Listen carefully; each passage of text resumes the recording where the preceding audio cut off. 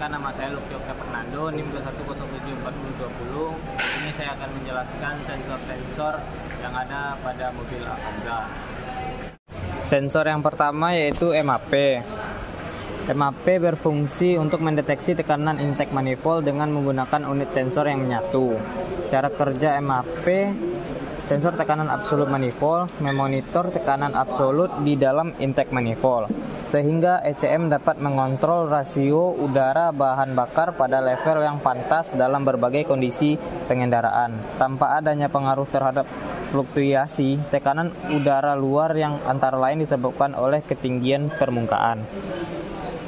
Yang kedua ada IAT, Intake Air Temperature. Sensor temperatur udara yang mendeteksi ditempatkan pada bagian depan case saringan udara.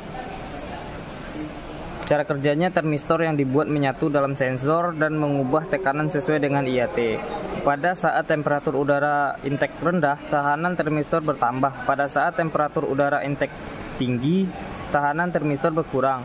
Pada saat tahanan pada sensor IAT berubah sesuai dengan perubahan IAT, volt pada terminal THA juga berubah berdasarkan pada sinyal ini. ECM menambah volume injeksi bahan bakar untuk memperbaiki pengendaraan selama pengoperasian mesin dingin.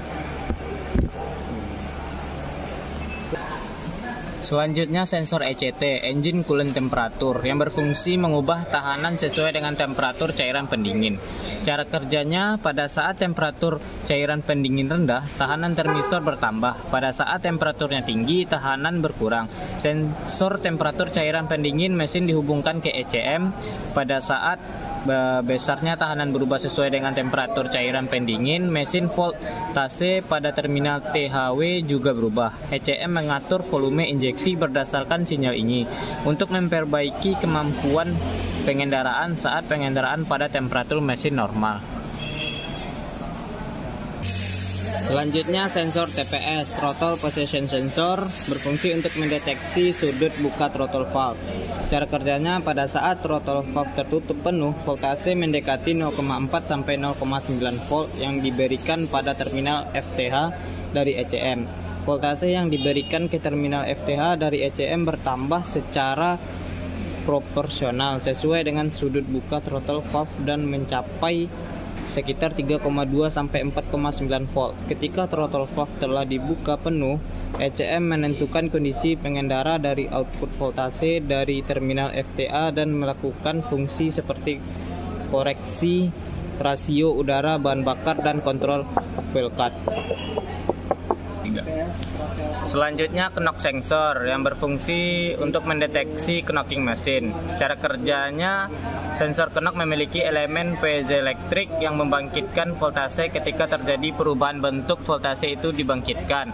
Saat blok mesin digetarkan oleh knocking, munculnya beberapa knocking mesin dapat ditekan dengan cara memundurkan timing pengapian. Selanjutnya ada sensor CKP, Crankshaft Position Sensor, berfungsi untuk membangkitkan sinyal dan mengirimkan ke ECM untuk mendeteksi sudut crankshaft dan putaran mesin. Cara kerja sensor CKP terdiri dari magnet, inti besi, dan pick-up coil.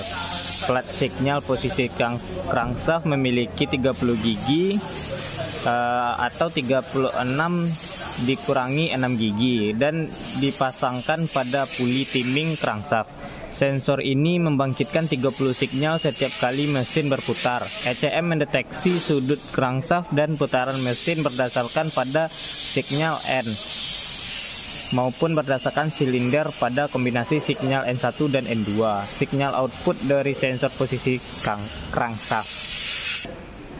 Selanjutnya sensor CMP, Camshaft Position Sensor, berfungsi mendeteksi sudut cam.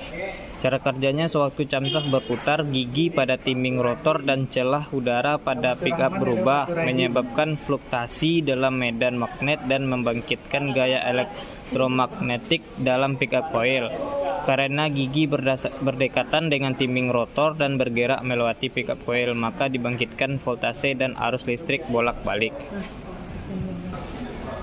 Selanjutnya ada oksigen sensor yang berfungsi untuk mendeteksi konsentrasi oksigen di dalam gas buang dan memberikan umpan balik kepada ECM untuk mengontrol rasio udara bahan bakar.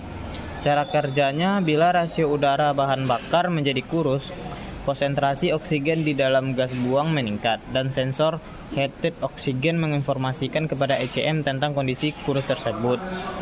Pada saat rasio udara bahan bakar menjadi lebih gemuk dari rasio udara dan bahan bakar stoikiometrik, maka konsentrasi oksigen di dalam gas buang akan dikurangi dan sensor heated oksigen menginformasikan kepada ECM tentang kondisi gemuk itu. Selanjutnya ignition coil atau koil pengapian. Selanjutnya koil pengapian yang berfungsi di dalam ignitor yang bertugas men-switch on dan off arus primary coil. Cara kerjanya, satu busi dihubungkan ke ujung kumparan sekunder, tegangan tinggi dibangkitkan dalam kumparan sekunder dan digunakan secara langsung ke busi. Loncatan bunga api dari busi melewati elektroda tengah menuju elektroda massa. ECM menentukan timing pengapian dan meneruskan sinyal pengapian ke setiap silinder. Menggunakan sinyal pengapian ini, ECM membuat on dan off power transistor yang terdapat di dalam igniter. Pada saat arus ke primary coil diputus, dibangkitkan tegangannya tinggi dalam secondary coil dan voltase ini digunakan busi untuk membuat bunga api di dalam silinder.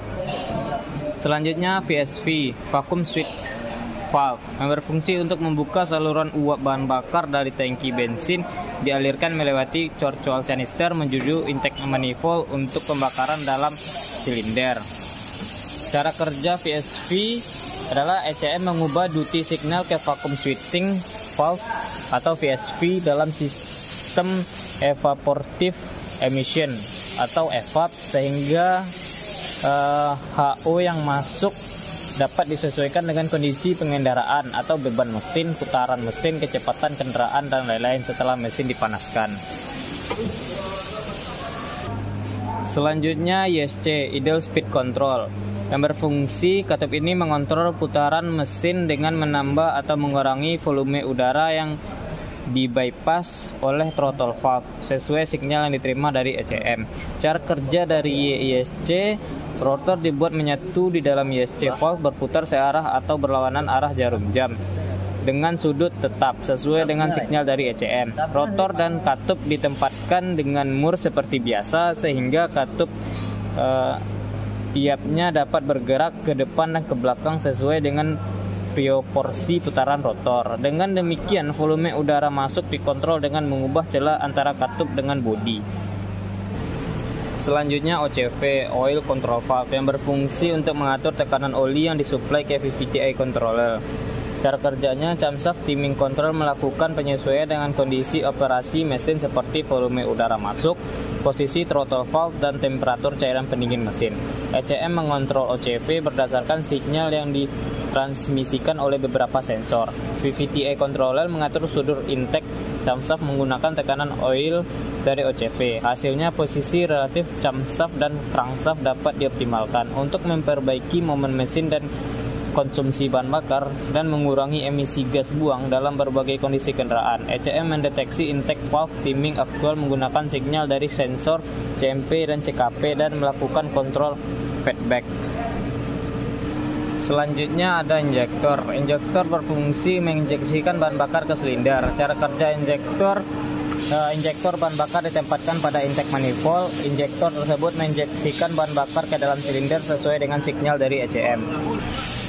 Selanjutnya ada pompa bahan bakar. Fungsi pompa bahan bakar untuk memompa bahan bakar kendaraan dari tangki menuju mesin.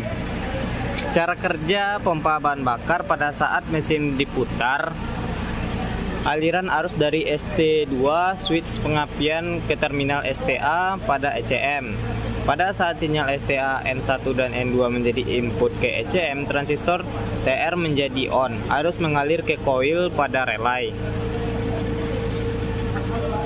Switch relay menjadi on dan arus mengalir ke pompa bahan bakar. Pompa bahan bakar kemudian bekerja. Selama sinyal N1 dan N2 dihasilkan atau mesin hidup, ECM akan tetap menjaga agar TR on, relay pompa bahan bakar on, dan pompa bahan bakar tetap bekerja.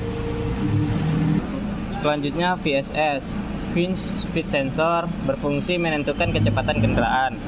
Cara kerjanya, setiap kali berputar dari putaran speedometer akan memutar switch ke on dan off 4 kali, dan sinyal on atau off ini diteruskan ke ECM.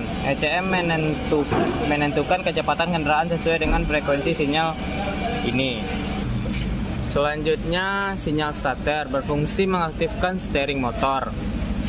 Cara kerjanya, pada saat mesin diputar, voltase baterai diberikan ke terminal STA pada ECM. Selanjutnya switch AC, berfungsi memonitor kondisi AC dan sensor posisi throttle. Cara kerjanya, ECM memonitor kondisi air conditioner dan sensor posisi throttle yang menyebabkan naiknya putaran idling mesin tersebut, yang kemudian menaikkan beban mesin. ECM memonitor sinyal-sinyal dari semua itu untuk menentukan apakah bekerja secara normal atau tidak. Selanjutnya di sini ada ECU. ECU adalah sistem pengontrol yang terdapat pada mobil EV berisi rangkaian elektronika dan software yang bertugas membaca sensor-sensor pada mesin, kemudian memerintahkan aktuator untuk bekerja. Berbagai kontrol mesin dan keamanan mobil biasanya ada di dalam ECU atau ECM. Selanjutnya ada fuzzbox. Fuzzbox berfungsi untuk membatasi jumlah arus listrik yang mengalir di dalam mobil. Selain itu, fuzzbox juga berfungsi sebagai pengaman komponen elektronik lainnya yang sama-sama berada di dalam satu rangkaian listrik. Pertama, tekan start, lalu pilih DG scan, GD scan, lalu tunggu.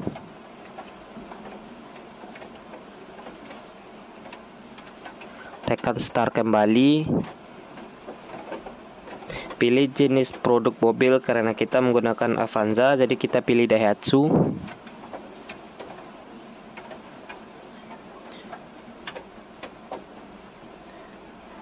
Tunggu hingga data semua sukses.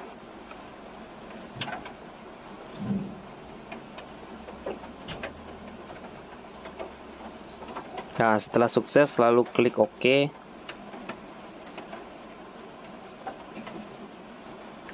Tunggu kembali.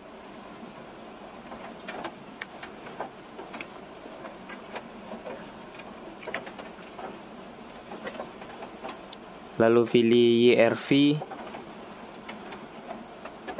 Pilih tahun mobil atau mesin. Dan pilih K3VE. Lalu quick scan.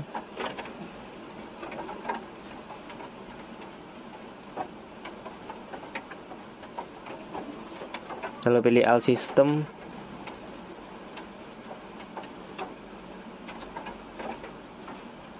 Nah, read fault data adalah untuk mengecek apakah ada kesalahan pada sistem YRV. Selanjutnya, erase fault data adalah untuk menghapus data yang salah.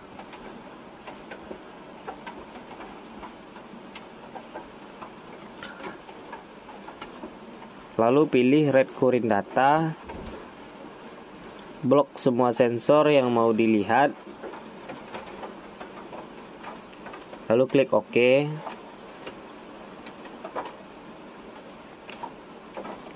Nah, di sini kita bisa lihat water temperature 60 deg, intake air temperature manifold 41 kPa, engine speed 897,21 rpm. Ketika mobil digas, engine speed akan berubah dengan sendirinya.